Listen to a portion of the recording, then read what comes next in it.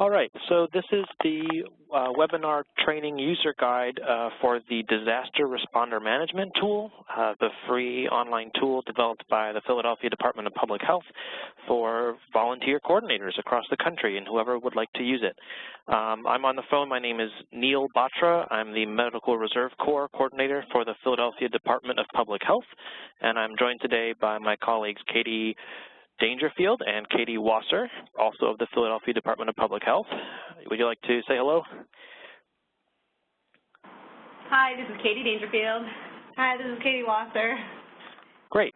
And we know today that you want to learn about the various functions of the tool, how to use it, and just remember that if this is an emergency and you're viewing this, you can also speed up this video on YouTube by clicking the 1.5 or 2.0 times faster to speed up our voices.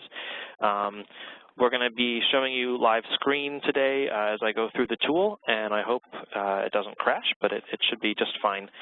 So let's get started. You probably received a link to the tool, and that's probably how you first heard about this. So just confirming you all can see my screen, it says it's a login to a Google account here. Yes? Yes, yes. All right. So let's say you open up your web browser, and let's say you're using Google Chrome, because that's the preferred one. Mozilla Firefox will also work, although we don't recommend using Internet Explorer. So let's say you open up a new tab, and you paste in this bit.ly link that you got. It says Disaster Responder Management Tool, and that may be the link you got. It may be something different, but either way, you click Enter, and it's going to take you to the spreadsheet.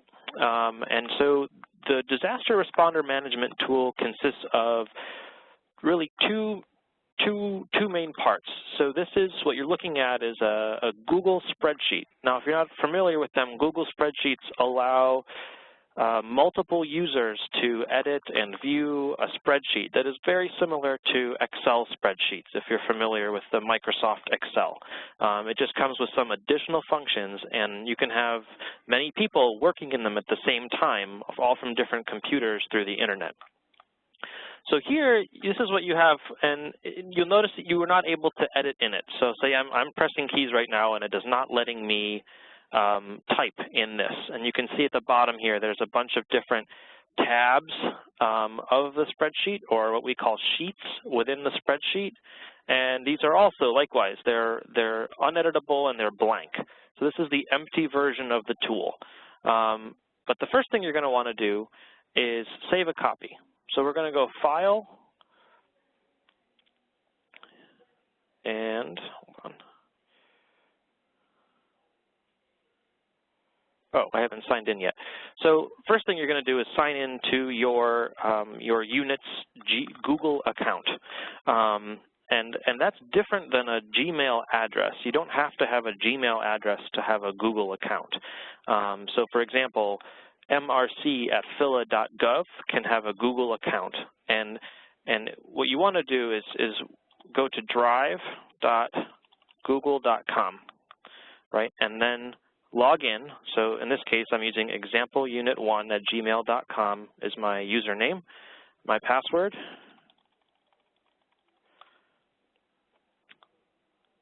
I'm not going to save the password. I'm going to ignore this. And now I'm in Google Drive, which is essentially a shared folder drive for that account. And keep in mind, you can have this drive without having a Gmail email address. Hey, so, Neil? Yeah, it's Katie. We have a question about the sharing of the Google Drive. So when people are going to your video here to learn, are they getting access to that example account, or can they access it from their own Gmail account, or do you recommend that they make a new Google account for their MRC unit?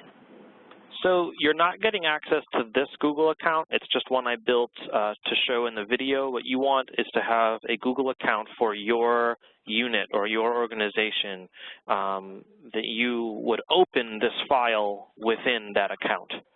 So the first thing you do is log into the account, and now you can open a tab, paste the tool. Great. Thanks, Neil. Thanks, Katie.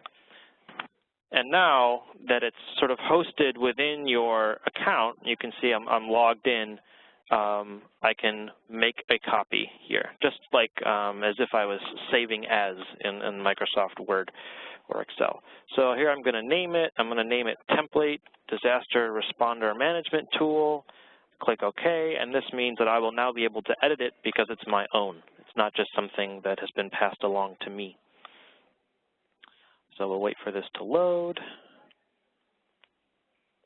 So Neil, now that you made this your own and anyone using this video can make it their own, is that how they protect it from, other people fiddling with it?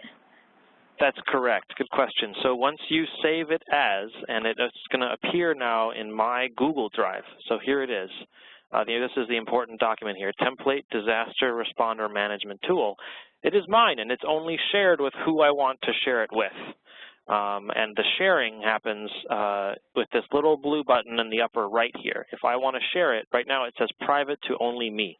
But I can click on that and adjust the settings and share it with, let's say, other unit coordinators in my state or whoever I'm working with that I want to see. Does that answer the question? Yes. Thank you, Neil. All right, great. So I'm just going to move this into my emergency response folder in my drive. And now let's take a look at it in more detail. So like I said, this is the empty version. Right off the bat, we have just explaining who made the tool. There's a link to this video. The link isn't there right now because we're making the video right now, but it will be there.